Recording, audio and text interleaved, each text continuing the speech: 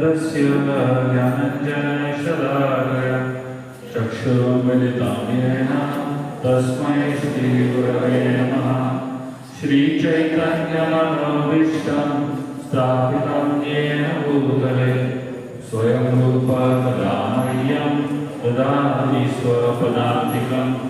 वन्देऽहं श्रीगुरुं श्रीयुतपदकमलं श्रीगुरुं वैष्णवांश्च श्रीरूपं साग्रजातं सहगणा रघुनाथामृतं तं सजीवं साद्वैतं सावधूतं परिजनसहितं कृष्णचैतन्यदेवं श्रीराधा कृष्णपदां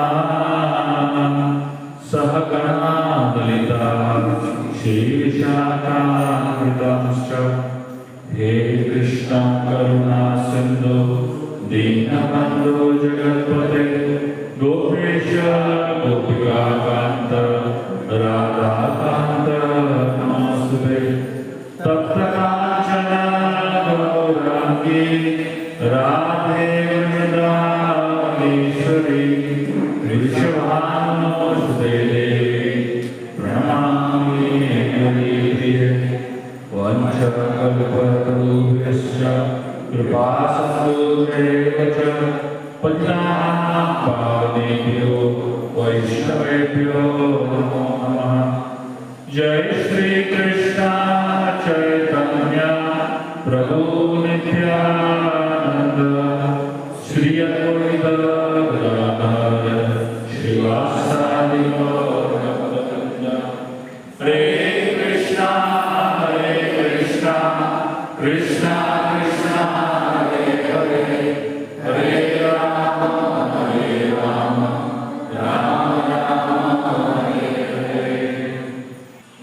हरे कृष्ण। आप सभी का आज के नरसिंह चतुर्दशी महामहोत्सव में स्वागत है। हम भगवद गीता के एक छोटे से श्लोक से शुरू करेंगे। मैं इसका ट्रांसलेशन पढ़ूंगा इंग्लिश में, उसके बाद हम आप बोलेंगे। What is night for all beings is a time of awakening for the self-control, and the time of awakening for all beings is a night for the introspective stage. आज इस सत्संग कार्यक्रम में आप लोगों के साथ जुड़े रहने का मौका मिला है मुझे। मैं अपने आप को बहुत सौभाग्यशाली समझता हूँ और आप लोगों के साथ आज सावर टेंट इस्कॉन में नरसिंह चतुर्दशी मना रहे हैं। तो हम ये नरसिंह चतुर्दशी जो है इसका महत्व हम समझने की कोशिश करेंगे। ये त्यौहार क्यों मनाते हैं और इसके पीछे जो कहानी है, तत्व क्या है, समझने की कोशिश करेंगे। ये जो श्लोक मैंने भगवद गीता का पढ़ा अभी, ये भगवान कृष्ण अर्जुन को कहते हैं। इसका अर्थ बहुत ही सिंपल है। मतलब सरल भाषा में कहे तो कुछ लोग हैं जो रात को जगे रहते हैं और दिन को उठते नहीं, और कुछ लोग हैं जो रात को जल्दी सो जाते हैं, दिन को सुबह उठ जाते हैं जल्दी जल्दी। बस इतना ही है, यही श्लोक बता रहे हैं भगवान। तो मतलब आप लोगों ने जीवन में आपने देखा होगा, आपके घरों में 4 लोग रहते हैं, 2 लोग जल्दी सो जाते हैं और जल्दी उठ जाते हैं, और 2 लोग रात को सोते ही नहीं है और सुबह उठते ही नहीं है। बस यही एक श्लोक है। और यही हिरण्यकशिपु और प्रहलाद की कहानी है। एक ही घर में एक बाप जो है, पिताजी जो है हिरण्यकशिपु, वो बहुत लेट सोता था और बहुत लेट उठता था, और प्रहलाद महाराज जो है जल्दी सो जाते थे, जल्दी उठते थे। यही कहानी है हिरण्यकशिपु और नरसिंहदेव की। ये हर घर की कहानी है कि नहीं? तो मतलब कहने का तात्पर्य है कि 2 प्रकार के लोग हैं। जो भौतिकवादी लोग हैं, जो भौतिक चीज़ों में इंटरेस्ट रखते हैं, उनके लिए रात महत्वपूर्ण है, और जो आध्यात्मिक चीज़ों में इंटरेस्ट रखते हैं उनके लिए सुबह महत्वपूर्ण है। अभी आप अपने आप को देख लो और अपने आप को तोड़ लो, आप कौन से कैटेगरी में आते हैं। रात वाले कैटेगरी में आते हो तो सुबह वाले कैटेगरी में आते हो। इस्कॉन में आने के बाद कुछ लोग जो है रात के कैटेगरी से सुबह वाले कैटेगरी में आ जाते हैं और उनका जीवन परिवर्तित हो जाता है। एक लड़का था बॉम्बे में, ये जो लड़का था इसने 6 साल सूर्य को देखा ही नहीं। उसका टाइम टेबल मैं आपको बताता हूँ। ये रात को जाता था पब में और सुबह 4 बजे वापस आता था घर, 4-5 बजे वापस घर आता था सूरज डूबने से पहले, और घर आके सो जाता था और उठता था दोपहर को 2 या 3 बजे, गुड मॉर्निंग उसका 3 बजे, और उसके बाद नाश्ता वास्ता खाता था जो भी, और उसके बाद वापस शाम को 6 बजे को। इसका जीवन ऐसे ही चलता रहा, ड्रग्स, पीना, शराब, स्मोकिंग, यही चलता था उसका जीवन। अब सोचिए 6 साल उसने सूरज देखा ही नहीं।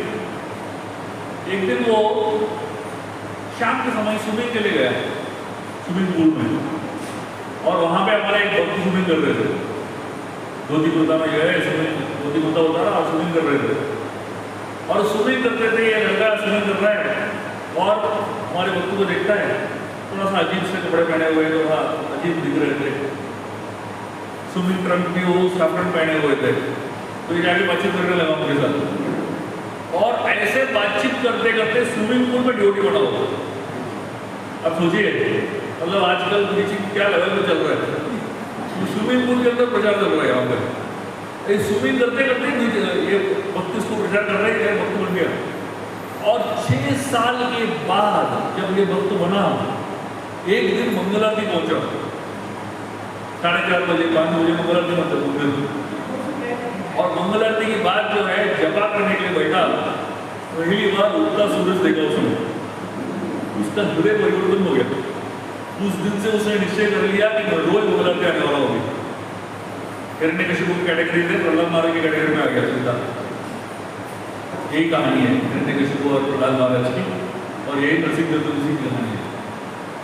जब हम नरसिंह चतुर्दशी की कहानी सुनते हैं, हम नरसिंह देव के बारे में सुनना चाहते हैं, लेकिन हकीकत यह है नरसिंह देव की अवतार, उनका जो अवतरण है प्रहलाद की वजह से हुआ। इसलिए प्रहलाद चरित्र नरसिंह चरित्र से ज्यादा महत्वपूर्ण है, क्योंकि प्रहलाद जब तक नहीं रहेंगे तब तक नरसिंह देव नहीं रहेंगे। हमको अपने जीवन में नरसिंह देव चाहिए तो हमको प्रहलाद जैसे गुण होने चाहिए, प्रहलाद जैसा चरित्र होना चाहिए, तब जाके हम नरसिंह देव को अपने जीवन में स्वागत कर सकते हैं। हिरण्यकशिपु ये जो शब्द है ये बहुत महत्वपूर्ण शब्द है। हिरण्य तो मतलब है सोना, और कशिपु का मतलब है सॉफ्ट गद्दा। बहुत सारे लोग जो है ये 2 चीजों की वजह से जीवन जीते हैं। एक तो सोना, सोना मतलब क्या, प्रॉपर्टी, घर, बैंक बैलेंस, एफडी, जो भी है वो सब जो है सोना कैटेगरी में आता है। और कश्यप मतलब जो सॉफ्ट कंफर्टेबल बेड मतलब क्या है, आपका सोफा, आपकी गाड़ी, आलिशान घर, बहुत कंफर्ट पे जहाँ पे रहते हो उसको हम कश्यप कहते हैं। हिरण्यकशिपु मतलब वो व्यक्ति जो जीवन में धन के पीछे और सुख सुविधा के पीछे भाग रहा है, वो है हिरण्यकशिपु। और प्रहलाद कौन है, प्रहलाद जो है शब्द जो है लाद, लादनी शक्ति जो है भगवान की जो अंतरंग शक्ति है उसको लादनी शक्ति बोलते हैं। और प्रहलाद मतलब जिनको प्रचुर मात्रा में लादनी शक्ति का आशीर्वाद है, वो है प्रहलाद।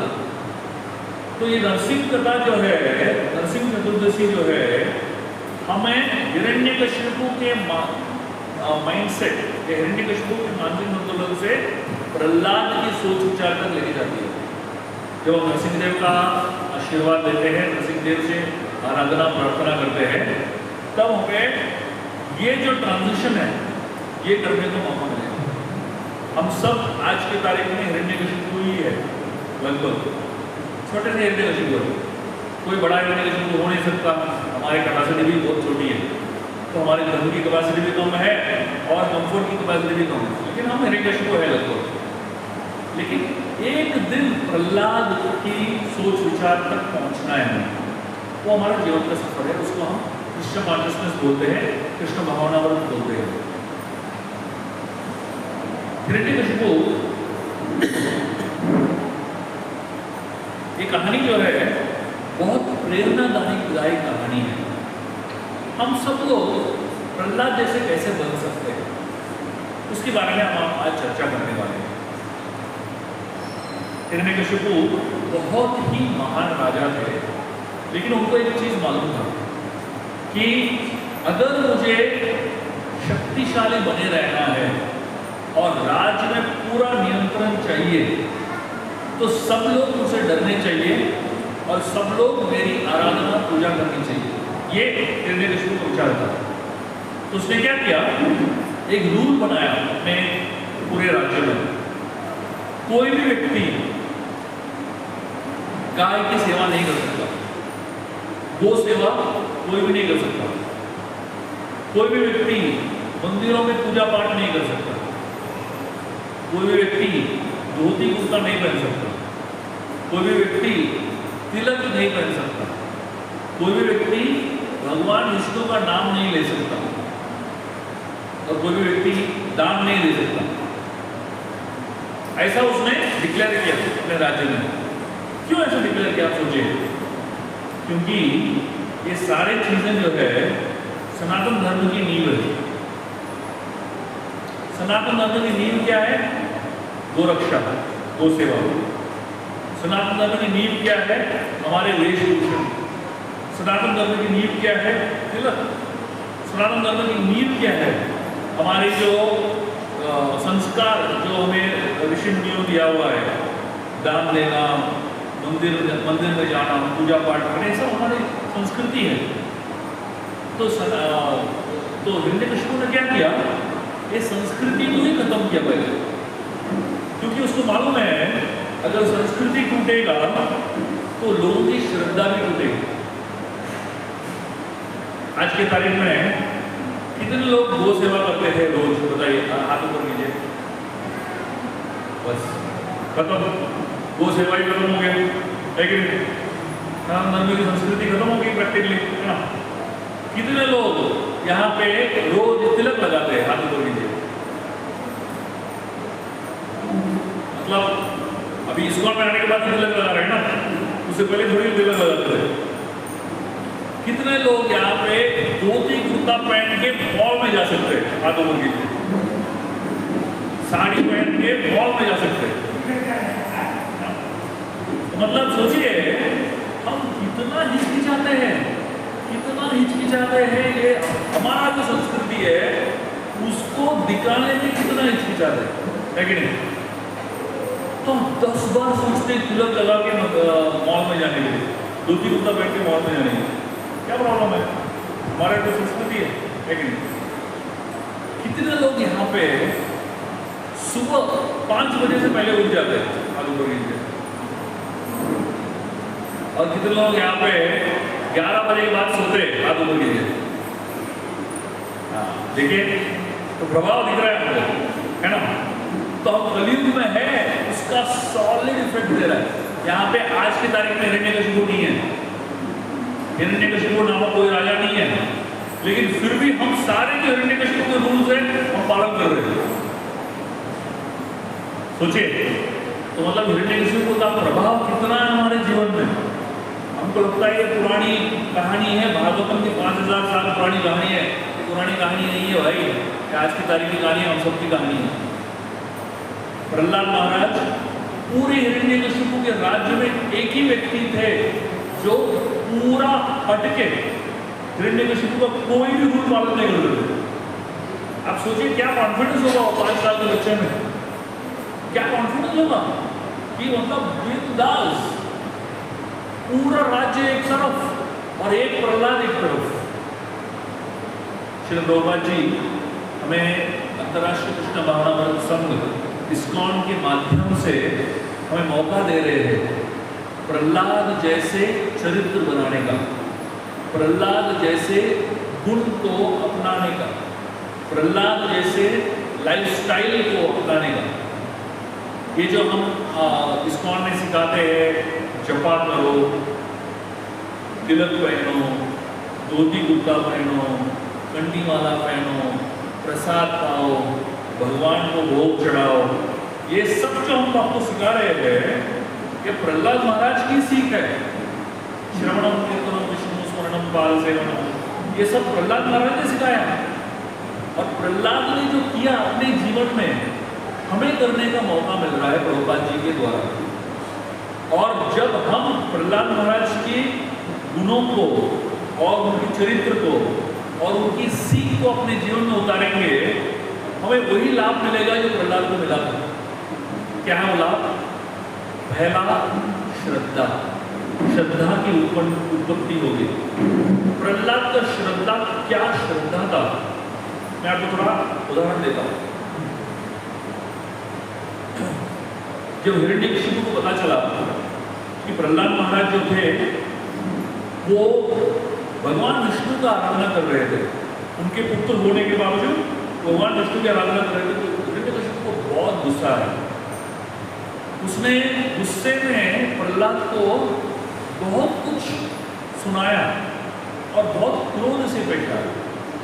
और अंत में जब प्रहलाद बिल्कुल बदले नहीं, बहुत कोशिश करने के बाद भी बदले नहीं, तब हिरण्यकशिपु ने उनको सताने की कोशिश की।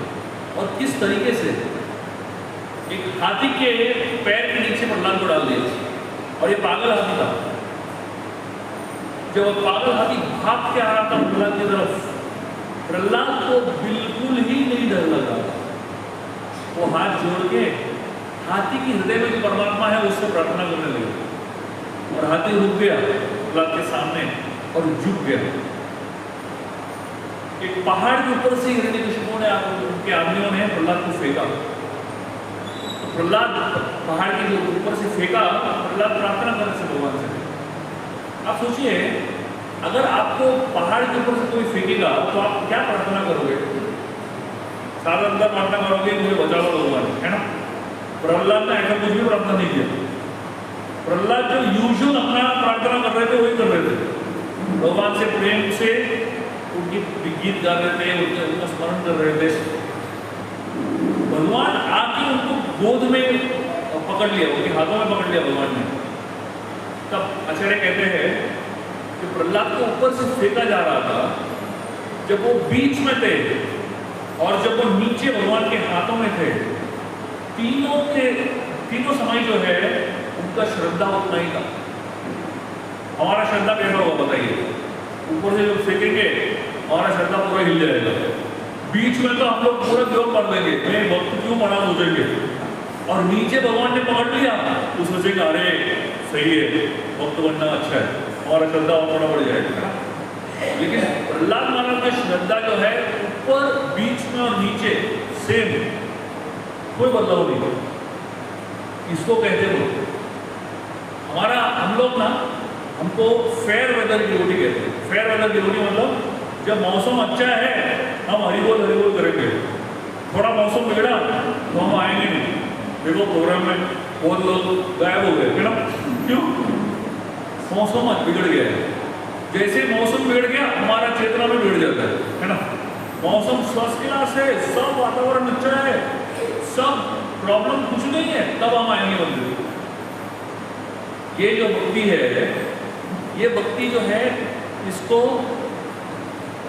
टगमगाता हुआ भक्ति बोलते हैं, घन तरलता बोलते हैं। मतलब कभी डीप, कभी ऊपर, कभी अंदर, कभी गहरा। और तो ये जो बदलाव है हमारे अंदर, वो हमारी श्रद्धा को दिखाता है। प्रहलाद महाराज जैसे व्यक्ति, उनका श्रद्धा हिलता नहीं है। हमारा श्रद्धा जो है समय के अनुसार हिलता है।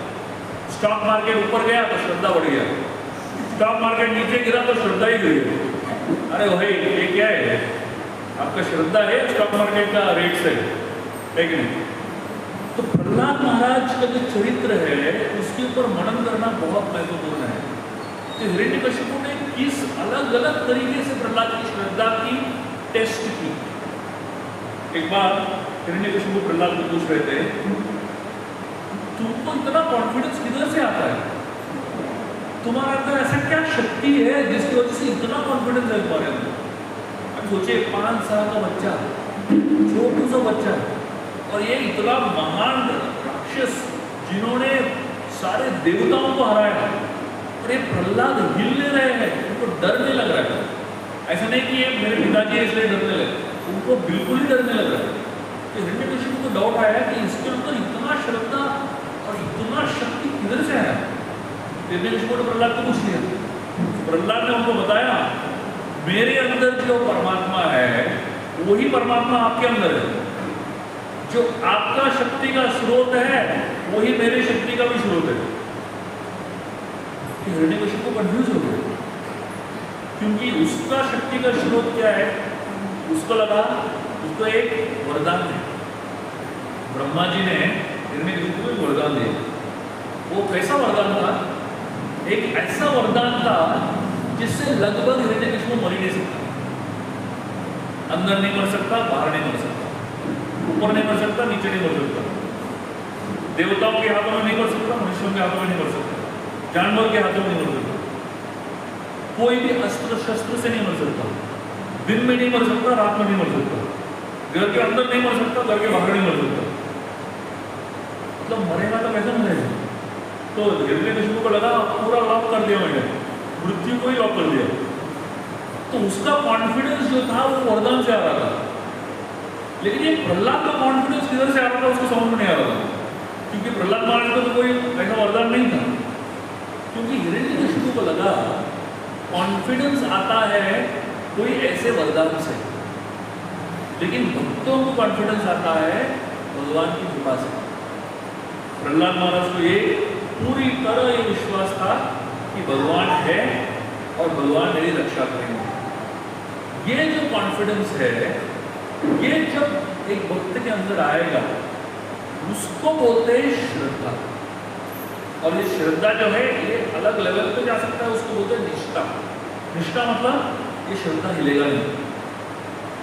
तो पहला वाला श्रद्धा है, जब हम भक्ति में जस्ट आते हैं तो हिलने वाला श्रद्धा है, लेकिन जब हम साधु संत भजन क्रिया आनंद निवृत्ति होता है तब जाकर जो श्रद्धा आता है वो निष्ठा, वो हिलने वाला नहीं है। तो प्रहलाद महाराज का वो लेवल का श्रद्धा था। तो हिरण्यकशिपु को लगा इसको सही तरीके से सिखाया नहीं इसके टीचर्स ने, और प्रहलाद महाराज के लिए 2 बहुत ही स्पेशल टीचर हिरण्यकशिपु ने हायर किया हुआ था, षंड और अमर्ग। ये 2 लोग थे जो शुक्राचार्य के पुत्र थे। वो लोग एक इंटरनेशनल स्कूल चला रहे थे, षंड अमर्ग इंटरनेशनल स्कूल। आजकल सारे बच्चों को इंटरनेशनल स्कूल भेजते हैं, क्यों? नास्तिक बनाने के लिए। इंटरनेशनल स्कूल जाके आओ, फर्स्ट क्लास नास्तिक बन जाएगा बच्चा, धन कमाना कैसे सीख जाएगा, और कुछ भी करके धन कमाएगा, लेकिन चरित्र क्या है बिल्कुल समझेगा नहीं। आजकल जो हम हर स्कूल में जो बच्चों को भेज रहे हैं, प्रभुपाद जी स्कूल्स को स्लॉटर हाउस कहते थे। स्लॉटर हाउस मतलब क्या? कसाई खाना। वहाँ पे क्या क्या स्लॉटर होता है? आपका श्रद्धा का स्लॉटर होता है, आपका विश्वास का स्लॉटर होता है। स्कूल से निकला हुआ बच्चा, एक भी बच्चा मेरे को दिखाओ जो उसका श्रद्धा बढ़ा है, स्कूल से विश्वास बढ़ गया, भक्ति बढ़ गई, कभी नहीं होगा। स्कूल के अंदर जाओ, बाहर जो निकलता है वो बिजनेसमैन निकलता है, वक्त कभी नहीं निकलेगा। तो प्रहलाद महाराज को षंड अमर्ग ने इंटरनेशनल स्कूल में डाल दिया, और षंड अमर्ग जो है वही सिखा रहे थे जो एक राक्षस को सीखना चाहिए। लेकिन प्रहलाद महाराज कुछ और ही सीख रहे थे। षंड अमर्ग जैसे बाहर जाते थे, प्रहलाद महाराज सारे बच्चों को बुलाते थे और अपना क्लास शुरू कर देते थे। टीचर गया और ये प्रहलाद महाराज क्लास शुरू, और जब षंड अमर्ग का लेक्चर दे रहे हैं, प्रहलाद महाराज उनको देख रहे हैं, लेकिन उनके मन में नारद मुनि के वाक्य चल रहे हैं। प्रहलाद महाराज के ओरिजिनल टीचर जो थे नारद मुनि थे, और जब प्रहलाद महाराज उनकी माता के गर्भ में थे तब तब से उन्होंने नारद मुनि के वाक्य सुना, और क्योंकि नारद मुनि के वाक्य उनके कानों में गूंज रहे थे, उनको षण्डमर्ग के वाक्यों से कोई मतलब नहीं था। षण्डमर्ग ने बहुत सिखाया मैनेजमेंट प्रहलाद महाराज को, और उसके बाद हिरण्यकशिपु को वहां लेके गए और उन्होंने कहा हमने इसको बहुत सिखाया है। तो हिरण्यकशिपु ने उनको पूछा सबसे अच्छा क्या सीखा बताओ। प्रहलाद महाराज कहते हैं मेरे गुरु से मैंने सबसे अच्छा जो चीज सीखा है वो है श्रवणम कीर्तनम विष्णु स्मरणम पाद सेवनम। सीधा शुरू हो गए। ये हिरण्यकशिपु को लगा भाई ये इधर से सीख रहे हैं, तो षण्डमर्ग को बुलाया, ये सिखाया क्या आपको आपने? उन्होंने कहा आपको ये श्लोक आता ही नहीं है, क्या सिखाएंगे आपको? ये किधर से सीख रहा है आपको मालूम नहीं है। हिरण्यकशिपु को बहुत चिंता होने लगी, और इतना ही नहीं, प्रहलाद महाराज जिस गति से प्रीचिंग कर रहे थे, हिरण्यकशिपु को लगा सारे जो डीमंस के बच्चे हैं वो सब डिवोटी बन जाएंगे। अब सोचिए एक जनरेशन राक्षस और नीचे का जनरेशन सब भक्त, कैसा फैमिली होगा? सोचे ना, मतलब पिताजी लेट उठ रहे हैं और बच्चा जो है जल्दी उठ रहा है, पिताजी लेट सो रहे हैं और बच्चा जल्दी सो रहा है, मतलब बहुत कंफ्यूजिंग फैमिली हो जाएगा। लेकिन हिरण्यकशिपु को बहुत चिंता होने लगी कि क्या होने वाला है मेरे वंश का, और वो भी मेरा ही बच्चा ऐसा कर रहा है, वो किसी और को बता भी नहीं सकते। तो हिरण्यकशिपु को और ये प्रहलाद महाराज से पूछना था ये जो कॉन्फिडेंस इसके पास आ रहा है किधर से आ रहा है? तो उन्होंने कहा आपके अंदर जो शक्ति है वही शक्ति मेरे अंदर है। तो हिरण्यकशिपु ने कहा अच्छा कि आपको आपके भगवान के ऊपर इतना विश्वास है, वो है किधर आपके भगवान? प्रहलाद ने कहा मेरे भगवान सब जगह है। हिरण्यकशिपु ने कहा सब जगह मतलब किधर? प्रहलाद ने कहा सब जगह मतलब सब जगह, हर अणु के अंदर है, हर जीव के अंदर है, हर वस्तु के अंदर है। हिरण्यकशिपु ने पूरे महल में देखा कौन कौन सा चीज है जिसके ऊपर उसको पूरा विश्वास है। एक खंबा था, तो जब खंबा बन रहा था उसके एक महल में, ये खड़ा था वहां पे, खंबा बनते हुए देखा उसने। तो हिरण्यकशिपु ने फुल कॉन्फिडेंस के साथ पूछा इस खंबे के अंदर है ये? प्रहलाद महाराज ने कहा बिल्कुल है। अभी हिरण्यकशिपु को कॉन्फिडेंस था इस खंबे के अंदर कुछ नहीं है, क्योंकि उसने खुद बनवाया खंबा। एकदम जोर से खंबे के ऊपर उसने अपना गदा चलाया और खंबे को फोड़ते हुए नरसिंहदेव बाहर आए। जैसे ही हिरण्यकशिपु ने नरसिंहदेव को देखा, नरसिंह जैसे ऊपर जो है उनका जो उनका चेहरा जो है एक खूंखार सिंह का चेहरा है, और नीचे शरीर जो है मनुष्य का शरीर है। हिरण्यकशिपु को समझ में आ गया पहला जो गुण है वरदान है वो गया। ये मनुष्य भी नहीं है, जानवर भी नहीं है, ये बीच में एक वरदान तो कट गया। हिरण्यकशिपु को समझ में आ गया कि ये बहुत चालाकी से सच डर के आए हैं, मतलब ये जो मतलब इसको हम कौन से कैटेगरी में डालेंगे? एक गुण तो हो गया उसको, लेकिन उसके बाद और भी बहुत सारे गुण थे, उसको कोई प्रॉब्लम नहीं था, ये लोग बाकी सब गुण को जो बाकी जो बदलाव है उसको संभाल लेंगे। तो हिरण्यकशिपु नरसिंहदेव के साथ युद्ध करने लगे। तब भी उसको फुल कॉन्फिडेंस था कि इसको मैं मार दूंगा।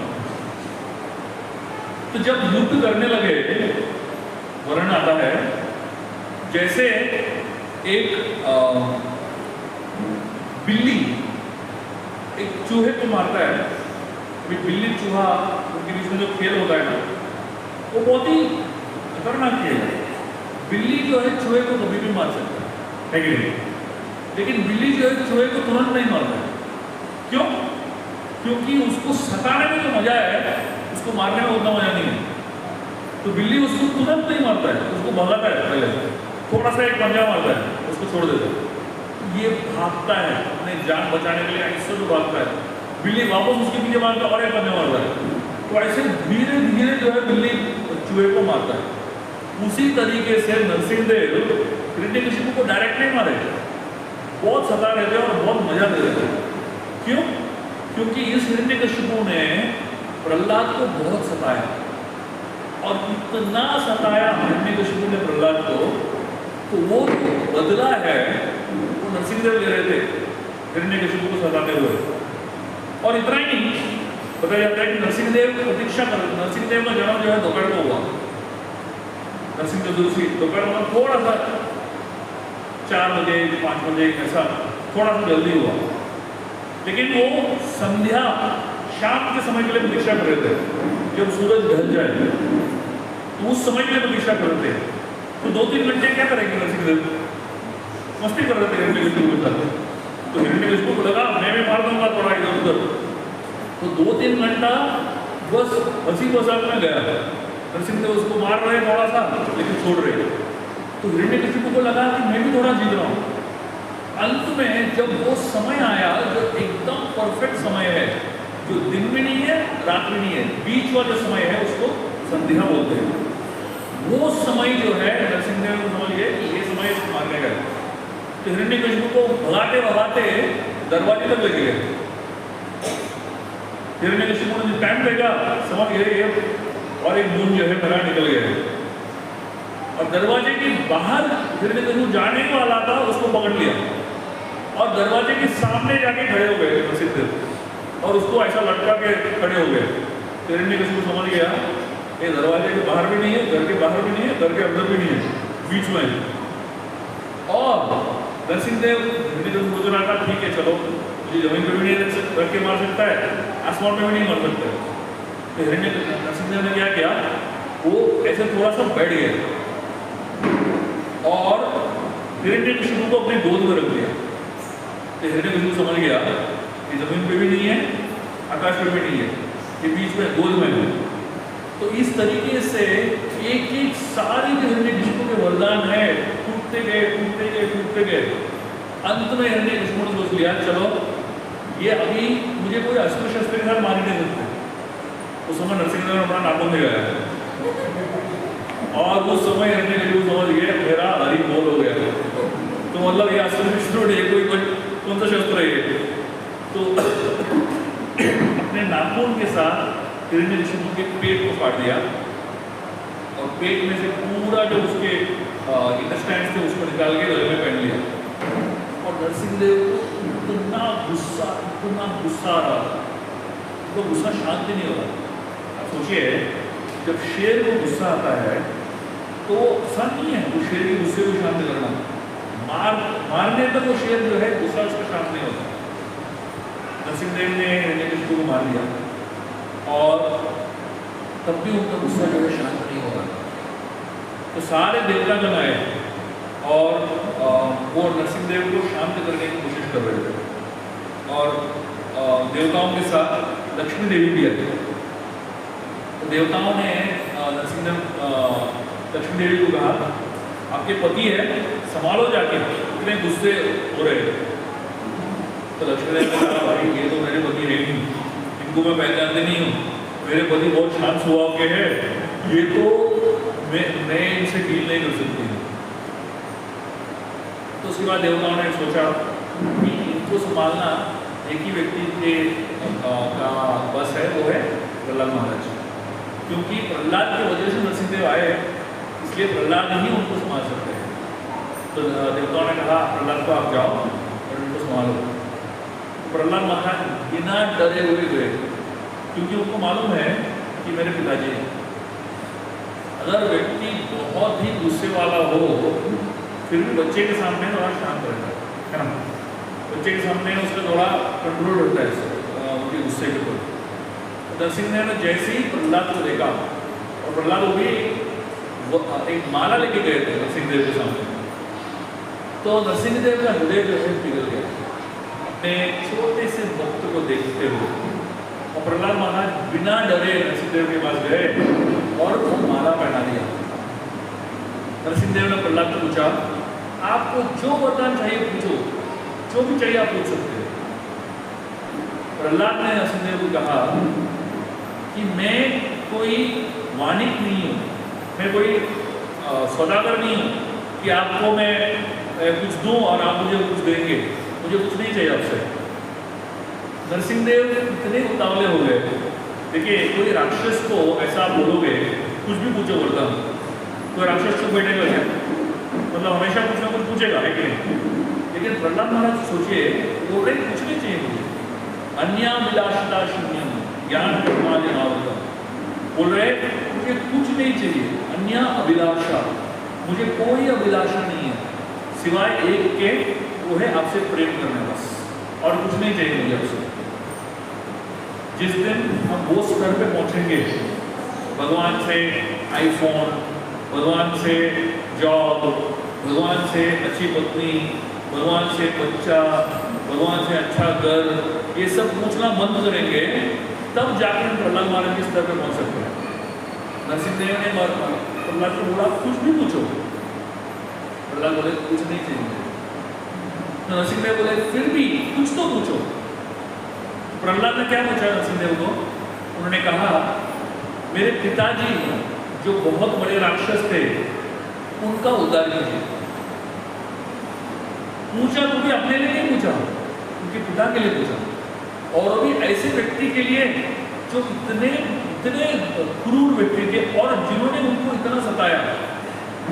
नरसिंहदेव को इतना अच्छा लगा प्रहलाद का जो स्वभाव है। उन्होंने प्रहलाद को कहा आपका जो इच्छा है पहले ही पूर्ण हो गया है, आपके साथ जो भी जुड़े हैं आपसे पहले और आपके बाद 21 पीढ़ी सबके सब लिबरेट हो गए, सबका उद्धार हो गया। तो एक परिवार में एक व्यक्ति भक्त जब बनता है, उस परिवार का इधर आगे पीछे 21 जनरेशन लिबरेट होता है। अगर आप प्रहलाद महाराज बनो तो ये कंडीशन तब लागू होता है। आप ऐसा बीच वाले भक्त बनो, ये फेयर वेदर डिवोटी बनो, ये लागू नहीं है ये कंडीशन। जब आप अगर आप प्रहलाद महाराज बनो तो आपके पहले और आपके बाद 21 जनरेशन सबको भगवान मुक्त कर देते हैं। सोचिए एक परिवार में एक भक्त बनने का फायदा क्या है, और एक परिवार में सब लोग भक्त बन गया तो आप सोचिए क्या हो सकता है उस परिवार में, लेकिन तो हमारा ये इच्छा है कि सावरडे गांव में हर घर में एक भक्त होना चाहिए, और हर घर में एक भी व्यक्ति प्रहलाद चरित्र स्वभाव, प्रहलाद का जो स्वभाव है उसको पालन करने की कोशिश करे और थोड़ा सा भक्ति करने की कोशिश करे, तो पूरा का पूरा गांव लिबरेट हो सकता है। अब सोचिए एक ऐसा दिन आएगा जहाँ पे सब सावरडे वासी वैकुंठ धाम जा रहे हैं एक साथ और पूरा गांव खाली। महाप्रभु ऐसे करते थे जब उनके आंदोलन में जब प्रचार करते थे, पूरा गांव का गांव खाली हो जाता था, सबके सब भक्त बढ़ गए और सबके सब वैकुंठ चले गए, पूरा गांव खाली। तो ऐसा समय आना चाहिए कि जब सावरडे में हर घर में भक्ति हो और हर घर में कृष्ण भजन हो, हर घर में भगवान की मूर्तियाँ हो और हर घर में भगवान का नाम का जप हो। जब उस दिन आएगा तो प्रहलाद महाराज की जो इच्छाएं हैं, तो प्रहलाद महाराज की जो सोच है वो पूर्ण होगा। प्रहलाद महाराज ने नरसिंहदेव से प्रार्थना किया कि जब तक एक भी व्यक्ति रहेगा इस दुनिया में जो भक्ति नहीं कर रहा है, तब तक मुझे इस दुनिया में रहना, ताकि मैं उस व्यक्ति का उद्धार कर सकूं।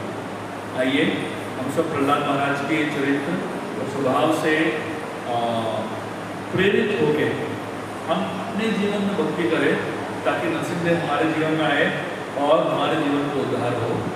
लेकिन उसके साथ साथ प्रहलाद चरित्र तब संपूर्ण होता है जब हम सिर्फ हम ही भक्ति नहीं करें, हमारे साथ जितने लोग हैं, प्रहलाद ने अपने दोस्तों को भी भक्त बनाया और हिरण्यकशिपु के जितने लोग हैं सबको भक्त बनाया। उसी तरीके से उसी सोच विचार के साथ हम लोग अपने परिवार में और अपने सगे संबंधियों, अपने दोस्तों को, जितने लोगों को हो सके भक्ति का मार्ग में लेके आए और हरे कृष्ण महामंत्र सिखाए और सबको प्रेरित करें कि वो प्रहलाद की तरह अपना जीवन को सफल बनाए। बहुत बहुत धन्यवाद। हरे कृष्ण। नरसिंहदेव भगवान की जय, उत्तराज प्रहलाद महाराज की, श्रील प्रभुपाद की